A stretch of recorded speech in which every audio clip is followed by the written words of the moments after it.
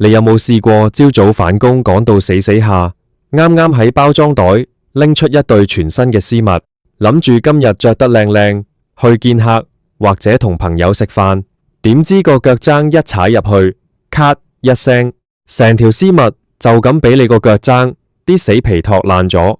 嗰一刻真係心都碎埋，仲要係嗰種幾百蚊一對嘅名牌絲襪，啟望住腳踭嗰啲好似乾旱咗幾十年嘅大地咁樣，一條條裂痕深到見底，摸落去仲鞋過沙子，你係咪覺得好挫敗？點解明明每日都有搽潤膚膏，啲腳皮依然好似樹皮咁硬咁厚？如果你有呢個煩惱，今日你就真係啱地方啦，因為我今日要同大家分享一個我試過咁多種方法之後，覺得最平、最快、最見效嘅爛手爛腳救星，就係呢招我稱之為凡士林向斗法嘅秘技。講真，好多女仔甚至係男仔，到咗30零歲之後，身體嘅新陳代謝開始減慢，皮膚啲油脂分泌亦都冇以前咁旺盛。尤其係我哋香港人，平時行路行得多，加上辦公室個冷氣開到好似雪櫃咁凍，啲水分抽乾晒，個腳踭好自然就變成重災區。我見過好多姊妹樣就保養得好靚，五官精緻，妝容完美，但係一到夏天着對涼鞋出街，個腳踭位就完全露咗底，啲死皮白晒晒咁，甚至仲有啲黑黑沉沉嘅污垢積咗喺裂紋入面，嗰種視覺衝擊真係好大，幾靚嘅打扮都即刻扣晒分。我以前都係咁，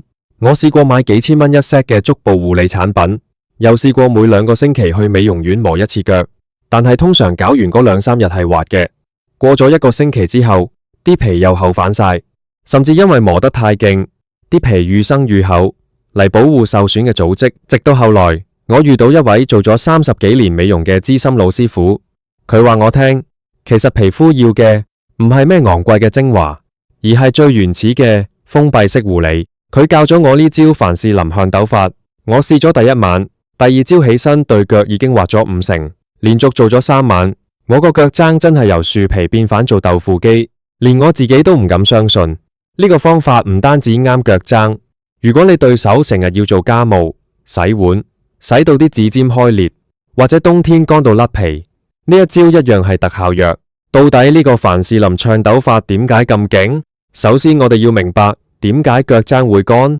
腳踭係全身皮膚最厚嘅地方之一，佢冇皮脂腺，所以佢自己係唔會出油㗎。我哋每日行路幾千步，甚至1萬步，腳踭承受住成個人嘅重量，加上同鞋襪嘅摩擦，啲角質層自然會變厚嚟保護。當水分不足嘅時候，呢啲厚厚嘅角質層就會失去彈性，然後一受壓就會裂開。而凡士林呢樣嘢，雖然佢一罐只係賣嗰10零20蚊，但佢係極佳嘅封閉劑。佢唔係幫你補水，而係喺你皮膚表面形成一層滴水不漏嘅保護膜，將水分夾死喺入面，利用你身體嘅體溫嚟焗軟嗰啲硬化咗嘅角質。好啦，重點嚟啦，點樣先叫做向斗法呢？你唔係求其搽層凡士林就完事。首先，第1步，你一定要先浸腳，準備一盆大概40度左右嘅暖水，入面可以加少少海鹽，或者滴2滴薰衣草精油。浸腳嘅時間要掌握得好，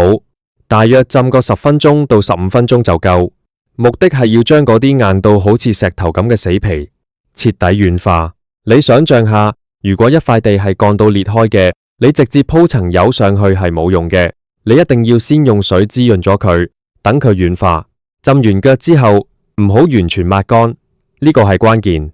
你要趁住腳踭仲係微濕，毛孔仲係張開緊嘅時候，攞一個普通嘅磨腳石或者磨腳殼，記住唔好用嗰種好利，好似刨菜咁嘅金屬刨，嗰種太傷皮膚啦。輕輕咁喺腳踭啲死皮位磨幾下，你會見到啲白色嘅死皮碎，好似雪花咁跌落嚟。磨嘅力度要適中，唔好諗住一次過磨晒佢，只要磨走最表面嗰層鬆脫咗嘅死皮就得。磨完之後，用毛巾輕輕揼乾水分，但唔好抹到乾晒，要保留少少濕度。之後就輪到我哋嘅主角凡士林出場啦。你要攞一個大概1蚊銀咁大嘅份量，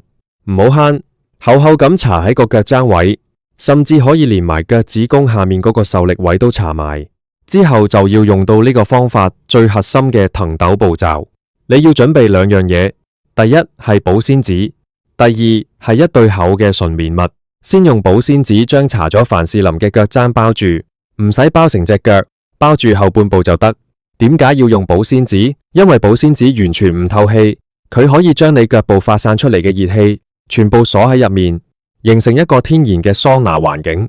呢個熱力就係騰斗嘅來源，佢會將凡士林嘅油脂逼入去深層嘅角質縫隙入面。包好保鮮紙之後，再着上嗰對厚棉襪。呢對襪嘅作用係固定保鮮紙，同埋進一步保溫，仲可以防止你行路嘅時候滑倒。如果你係夜晚瞓覺之前做呢個步驟，你可以就咁着住睡覺。如果你驚熱，至少都要焗足1個鐘。喺呢1個鐘入面，你會感覺到對腳熱熱地。呢個就係向斗發揮緊作用，將你嗰啲樹皮機慢慢向平。等到你拆開保鮮紙嗰一刻，你會發現啲凡士林已經被吸收咗大半，剩返落嚟嘅係非常柔軟、晶瑩剔透嘅皮膚。我記得我第一次做完拆開保鮮紙嗰陣，我真係話一聲叫咗出嚟。原本嗰啲一條條白痕，甚至係深色嘅裂口，竟然平滑咗好多。嗰種感覺就係原本乾裂嘅皮革突然間變返做頂級嘅羊皮咁。而且呢個方法對手部一樣有效。好多主婦或者係成日要洗手嘅護士朋友，指尖都會有啲倒刺或者乾裂。你可以同樣咁做，洗完手，趁手仲係濕濕地，搽好凡士林，戴上一次性嘅透明手套，外面再套多層布手套，焗佢半個鐘。呢個凡士林向斗法絕對好過你出去做幾百蚊一次嘅手蠟護理。講到呢度，可能有人會問，凡士林係礦物油，會唔會塞住毛孔漚？其實腳踭同手掌呢啲地方係冇乜毛孔嘅，所以你完全唔使擔心生暗瘡或者塞毛孔嘅問題。反而對於極度乾燥嘅皮膚嚟講，凡士林係最安全、最唔容易引起過敏嘅成分。醫生都會建議濕疹患者或者極乾性皮膚嘅人用凡士林，就係因為佢成分簡單而有效。如果你個腳踭已經裂到出血或者有傷口，咁你就要注意啦。呢個時候唔好用力去磨佢，因為傷口需要愈合。你依然可以用呢個運鬥法，但係跳過磨腳嗰一步，純粹係洗乾淨腳之後，搽凡士林再包保鮮紙。凡士林可以幫傷口隔絕外界細菌，提供一個濕潤嘅環境，加速愈合。通常咁做2-3晚，個傷口就會縮小，痛楚亦都會減輕好多。除咗凡士林燙斗法之外，平時嘅保養都好重要。好多人有個壞習慣，就係中意喺沖涼嗰陣用嗰種好利嘅刨刀去刨死皮。我強烈建議大家唔好咁做，因為當你過度去除角質，皮膚會覺得自己受攻擊，佢會產生一種防禦機制，令到之後生出嚟嘅皮更加厚、更加硬。呢個就係點解好多人覺得啲死皮越刨越多嘅原因。正確嘅做法係好似我頭先咁講，先軟化，再輕輕磨，最後加強封閉式滋潤。另外，大家揀鞋嘅時候都要留意，如果你成日着住啲底好薄或者係完全冇避震功能嘅拖鞋、平底鞋行街，你嘅腳踭會受到好大嘅撞擊力，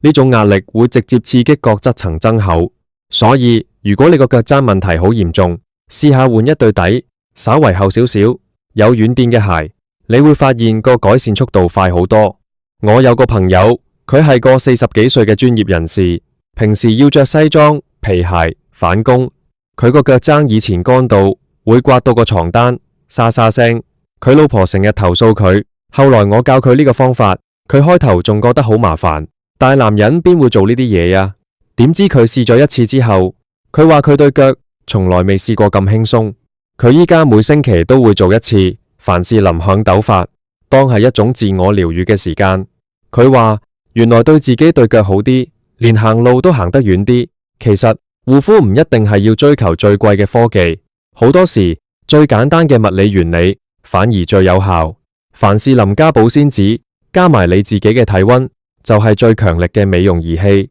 呢招凡士林炝斗法嘅成本計返每次可能都唔使1蚊港幣，相比起你買一對幾百蚊嘅絲襪，1-2次就搭爛咗。呢個投資回報率簡直係驚人。我仲想同大家分享一個進階版嘅小貼士。如果你想效果再好啲，甚至想有埋美白效果，你可以在搽凡士林之前，先搽一層含有尿素或者果酸成分嘅身體乳液。尿素係一種好好嘅角質分解劑，佢可以幫手溶咗啲死皮，而果酸可以促進新陳代謝。搽完呢啲有功能性嘅乳液之後，再用凡士林封底，最後包保鮮紙，呢個組合簡直係無敵，連嗰種陳年黑晒嘅老繭都可以喺幾日內明顯變淡，所以唔好再忍受嗰種腳踭刮爛絲襪嘅尷尬啦。今晚返去就去藥房買罐最普通嘅凡士林，出你對舊襪，花個15分鐘浸下腳，試下呢個凡士林熨斗法，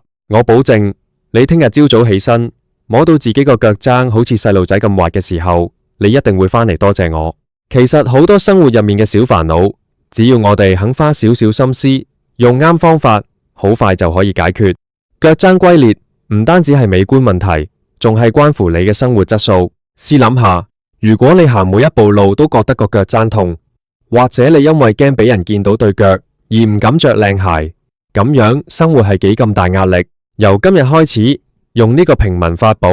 好好咁錫下你呢，對每日幫你遮風擋雨、行萬里路嘅雙腳。講到最後，我想提下大家，持之以恆先係王道。如果你個腳踭已經裂咗好多年，唔好期望做一次就完全變返初生嬰兒咁。頭嗰個星期你可以每晚都做，等到對腳變返滑啦之後，就可以改為1星期做一次，或者2星期做一次嚟做維持。保養係一場長跑，唔係短跑，但係只要你見到個效果咁好，我相信你一定會有動力繼續做落去。無論你係20零歲嘅職場新人，定係50零歲嘅優雅淑女，甚至係勞碌一生嘅老人家，呢個方法都係通用嘅。尤其係老人家，皮膚薄咗、裂開咗，真係會好痛，好難愈合。做仔女嘅，如果可以幫父母浸下腳、搽下凡士林，呢個唔單止係美容護理，仲係一種好暖心嘅孝順。好啦，關於呢個凡士林熨斗法嘅分享就差唔多啦。如果你覺得呢個方法幫到你，記得要分享俾你身邊嗰啲同樣有樹皮腳困擾嘅朋友知，大家一齊努力，將啲爛手爛腳通通變返做豆腐機。唔好再俾絲襪成為你嘅消耗品，亦都唔好再俾腳踭嘅裂痕隱藏你嘅光芒。記得美係由細節開始嘅，一個精緻嘅女仔係連腳踭都會發光嘅。大家今晚就去試下啦！我好期待聽到大家嘅好消息，祝大家每一對腳都可以滑溜溜，着每一對絲襪都可以順滑到底，行每一段路都充滿自信。我哋一齊告別糠裂，迎接滑嫩嘅每一天。再多講少少關於凡士林嘅揀選，其實市面上好多唔同品牌嘅凡士林，有啲加咗味，有啲加咗蘆薈。我個人建議用最原始嗰種黃黃白白冇香味嘅純凡士林就最好，因為成分最純粹，最唔會引起敏感，而且一大罐可以用好耐，由頭到腳，甚至係乾裂嘅嘴唇、手肘、膝頭哥，全部都可以用呢招熨斗法搞掂。如果你對手乾到連指紋都模糊埋，或者成日接觸化學清潔劑，真係要重視。手係人嘅第二張面，腳係人嘅第二個心臟，對自己好啲。由呢個幾毫子嘅護理開始，相信我，只要你試過一次凡士林熨斗法，你就會明白點解呢個係我心目中永遠嘅第一名救星。最後嘅最後，記得包保鮮紙嘅時候唔好包得太緊，以免影響血液循環。只要貼服就得。着埋襪瞓覺嘅話，揀對鬆口少少嘅棉襪，咁就最舒服啦。希望大家由今晚開始都可以擁有一對連你自己都愛不釋手嘅豆腐腳。唔好再等啦，即刻去浴室拎出你嗰罐凡士林啦。